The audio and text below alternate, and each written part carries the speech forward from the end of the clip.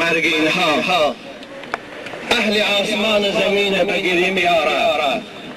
فما بكت عليهم السماء والأرض وما كانوا منذرين.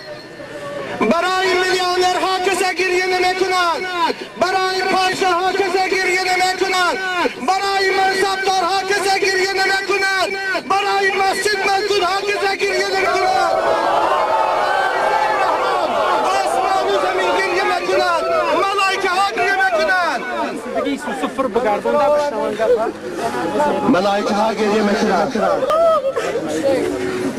ملائکه ها عشق میریزند.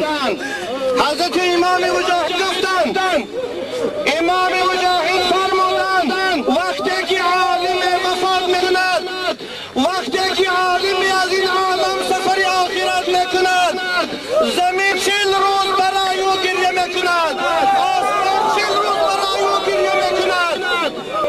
ابو یحیی شاگرد امام مجاهد میگه تبسم کردم، گفتم استاد بزرگوار نخواست که آسمان زمین گریه کند. امام گفتن اتعجب من هذا، اتعجب من هذا، تو از این تعجب میکنی. فما للسماء لا تبكي لعبد كان لكلامه وتسبيحه دمي في السماء. آسمان شو گریه میکند، آسمان برای زندان آمد، ملائکه ها شما گریه میکنند، ملائکه ها شما ماتم نگیرند که درهای آسمان از تسبیح او، از تلاوت او، از ثواب دعوت او، از ثواب تعلیم او همیشه آباد بود. شما گریه میکنند، شما گریه میکنند. فما بكت عليهم السماء والارض. برای وقت گریه نمیکنند، برای اینها عالم میگیرد، عالم عشق میرد. مرگ اینها اهل آسمان زمین بگیری میاره. فما بكت عليهم السماء والأرض وما كانوا منذرين.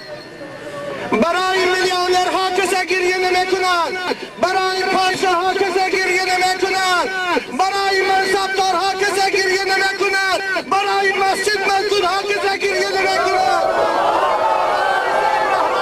آسمان و زمین گریه میکنند، ملائکه ها گریه میکنند. ملائکه ها گریه میکنند، ملائکه ها عشق میریزند. حضرت امام مجاهد گفتند، امام مجاهد فرمودند وقتی که عالم وفات میکند، وقتی که عالمی از این عالم سفر آخرت میکند، زمین 40 روز برای او گریه میکند، آسمان 40 روز برای او گریه میکند. ابو یحیی شاگرد امام مجاهد میگه تبسم کردم، گفتم استاد بزرگوار نخواست که آسمان زمین گریه کند. امام گفتن اتعجب من هذا، اتعجب من هذا، تو از این تعجب میکنی. فما للسماء لا تبكي لعبد كان لكلامه وتسبيحه دمي في السماء.